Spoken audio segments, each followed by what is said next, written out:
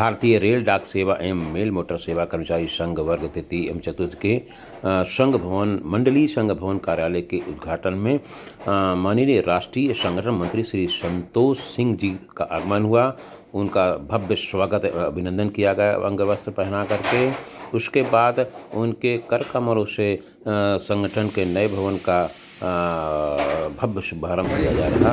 आप जैसा कि आप देख रहे हैं, आप इधर लिए उसके बाद उनका स्पीच सुनेंगे।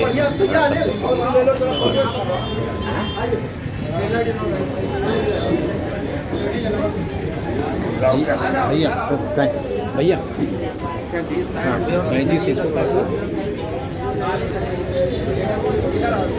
तालियां बजती रहनी चाहिए। भारत माता की जय, भारत माता की जय। वंदे मातरम, वंदे मातरम, वंदे मातरम, वंदे मातरम। भारत माता की जय। बीएमएस की क्या पहचान? तपस्या और बलिदान। बीएमएस की क्या पहचान? तपस्या और बलिदान। भारत माता की जय, भारत माता की जय। वंदे मातरम। उनके हाथों से उनका उद्घाटन के बाद उनकी स्पीच सुनेंगे। धमाकेदार, सभी को सुनना चाहिए। जय श्री राम, जय श्री राम, जय जय श्री राम। जय जय श्री राम। अपने संगठन के मंडलीय सचिव भाई राकेश शुक्ला, उनके सेवानिवृत्ति के अवसर पर और अपने मंडलीय संघ को प्रशासन से जो कार्यालय मिला है उसके उद्घाटन के अवसर पर आयोजित इस सभा के माननीय संचालक, आपके संगठन के प्रदेश अध्यक्ष भाई अनूप मिश्रा जी, हम सबके बीच में उपस्थित आरएमएस क्लास 4 के जनरल सेक्रेटरी भाई त्रिलोकी टंडन जी, मैं अपना बड़ा सौभाग्य मानता हूं कि लंबे समय तक जिन्होंने हमारे साथ संगठन में काम किया, हम सबका सौभाग्य है आज वो राष्ट्रीय स्वयंसेवक संघ में कार्य कर रहे हैं। ऐसे हमारे बड़े भाई दिलीप कुमार जी हमारे लंबे समय तक साथी रहे, क्लास 4 के जनरल सेक्रेटरी रहे भाई लल्लू राम दुरिया जी, आपके आरएमएस क्लास 3 के प्रदेश सचिव सर्कल सेक्रेटरी और इलाहाबाद स्टेशन पर अपने संगठन की एक पहचान स्थापित करा देने वाले मेरे छोटे भाई स्वराज सिंह यादव जी, राहुल जी, अपने पोस्टल के जनरल सेक्रेटरी अनिल मौर्य जी, भाई चितम्मा जी और तमाम सारे साथी जो यहाँ बैठे हैं, भाइयों बहनों, आज जब इस कार्यालय में हम बैठे हैं बहुत सारी पुरानी यादें मन में लहर ले रही हैं। अब वो सब गाथा मैं सुनाना नहीं चाहता हूं। दिलीप भाई हैं, लल्लू राम दुरिया हैं,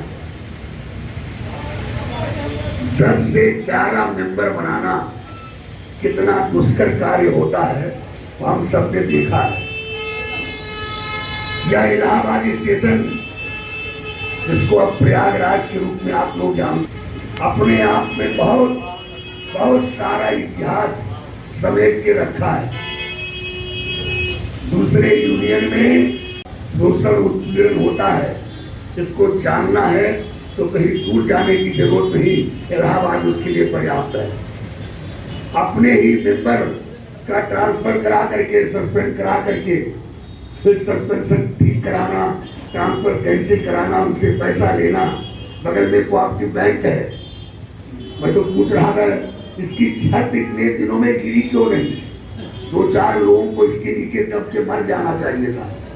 जितना जरायम, जितना अपराध इन बिल्डिंगों में हुआ है, तो सबके हम साक्षी रहे हैं। और एक दौर ऐसा था, साथी तो बहुत थे, लेकिन फ्रंट पर अकेला लड़ता हुआ चक्रव्यूह जैसे अभिमन्यु लड़ता था, ऐसे मैं लखनऊ में खड़ा दिखाई पड़ता था। आज तो जिधर नजर जाती है, हर दिन खबर आती है कि संगठन यहाँ बढ़ रहा, यहाँ बढ़ रहा।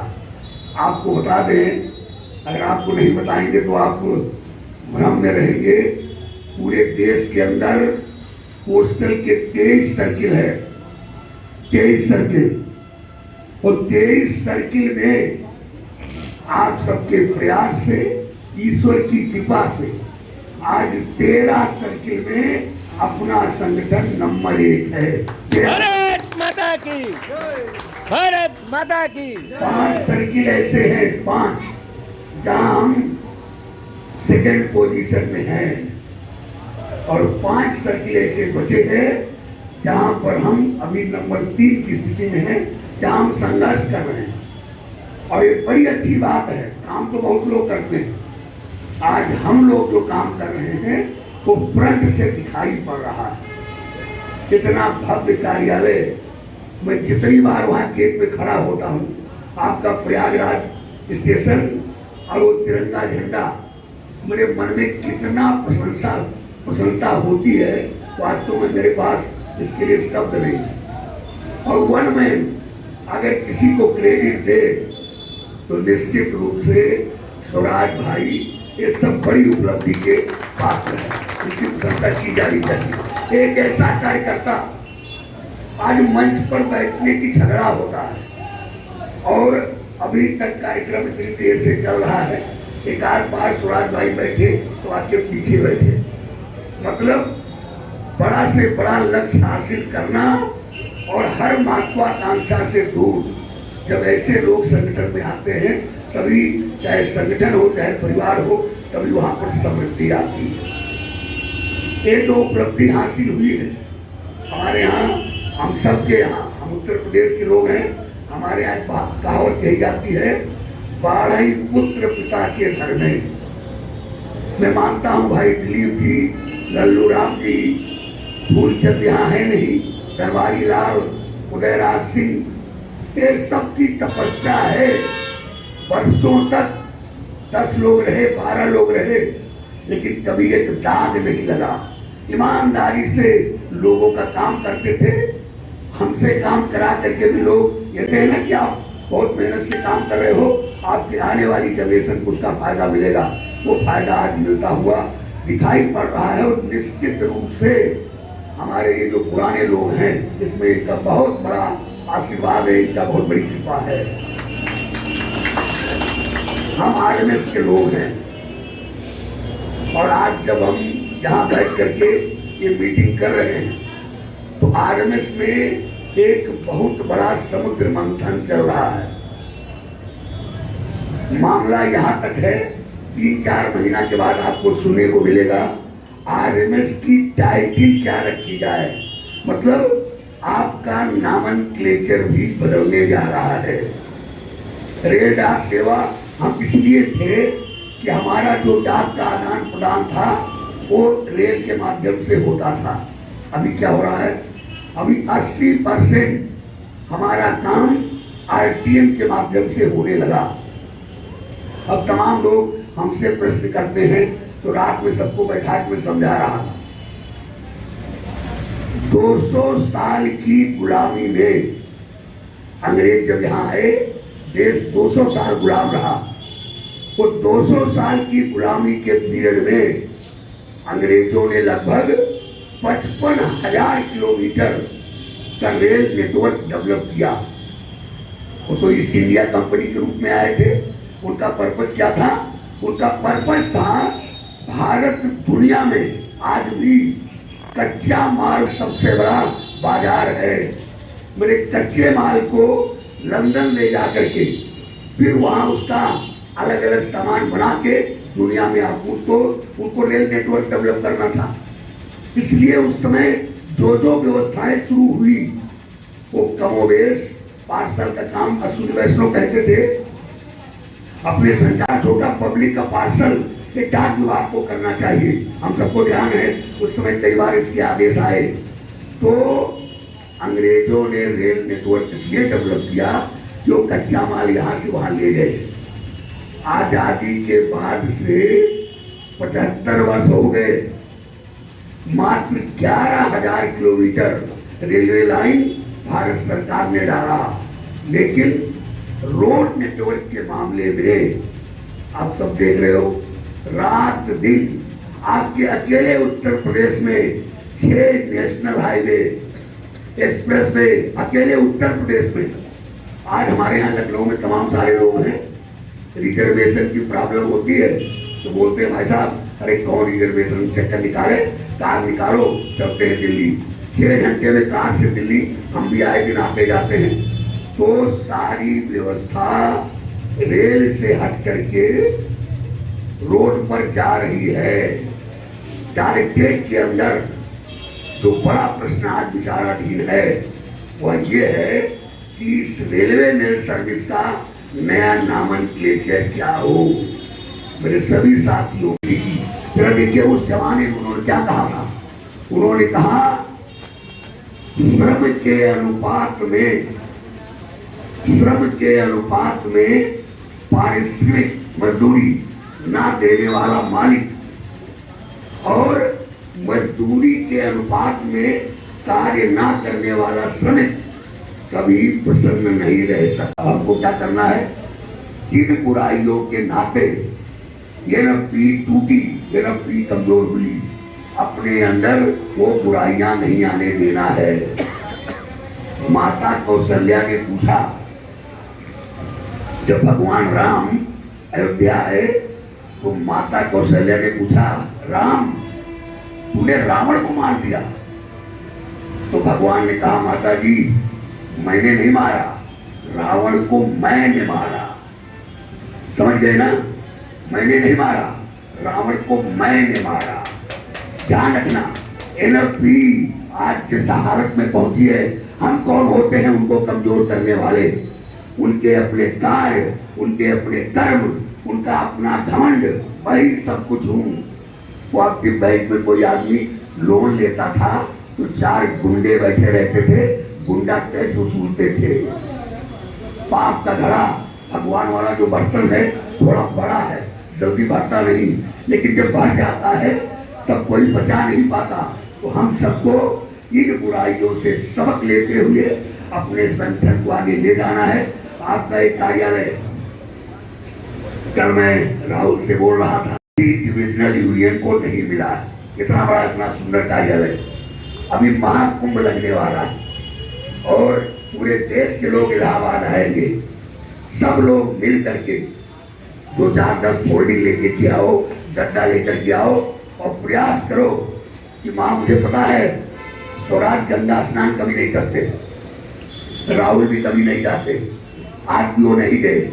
हम लोग जब बाहर से आते हैं तो हमारे साथ ही इनका लोगों का गंगा स्नान होता है। तो भले आप गंगा स्नान ना करो, लेकिन पूरे देश से लोग आपके प्रयाग की धरती पर आएंगे। अगर किसी को आपने 1 रात 2 रात अपने इस कार्यालय में रुकने का आश्रय दिया तो गंगा स्नान के बराबर पुण्य के पात्र आप भी बनोगे, इसमें कोई दो राय नहीं है।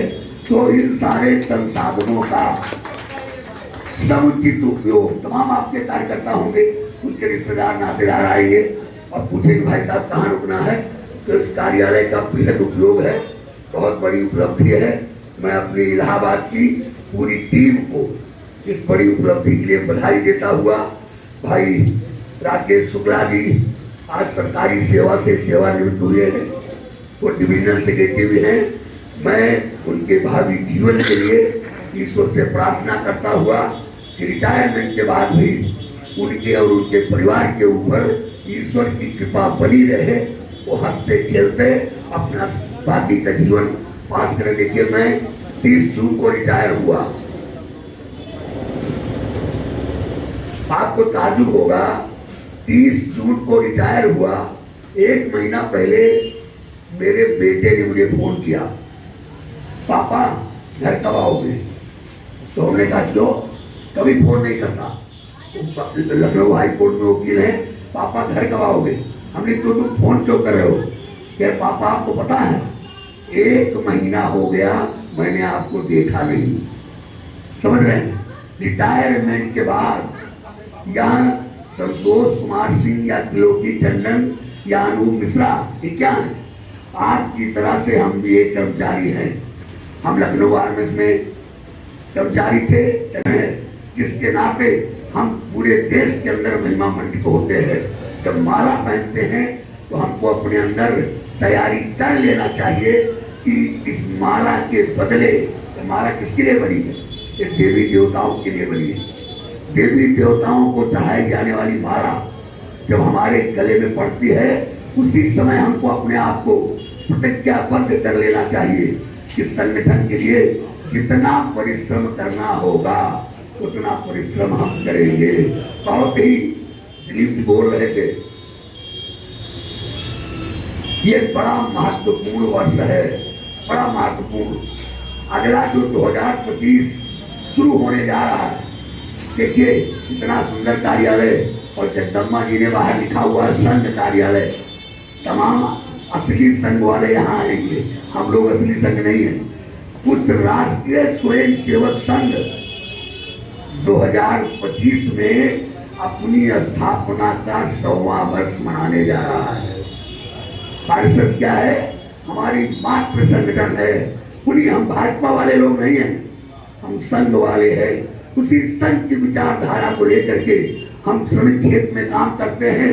मेरा मातृ संगठन जब अपना 100वां वर्ष मना रहा होगा, विभाग में मेरी तो राष्ट्रीय स्वयं सेवक संघ का जो नेतृत्व है, आपके सेक्रेटरी जनरल को माला पहना करके उनका अभिनंदन करेगा। इसलिए ध्यान में रखिए, भारतीय मजदूर संघ में कोई पदाधिकारी नहीं, कार्य के नाते जिम्मेदारियां दी गई। एक एक कार्यकर्ता स्वराज सिंह है, अनूप मिश्रा है, टंडन है, संतोष सिंह है। अभी दिलीप जी कह रहे थे, क्या बोल रहे थे?